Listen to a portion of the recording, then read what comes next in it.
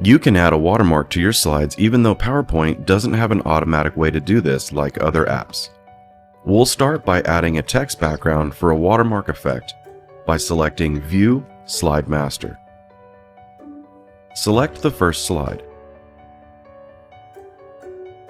To make a change to all slides without changing the content, select Insert Text Box.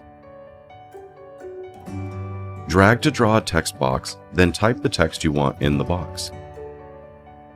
Format the text the way you want it to appear. Select the rotation handle above the text and move your mouse right or left. Change the text color to a lighter tone and position it.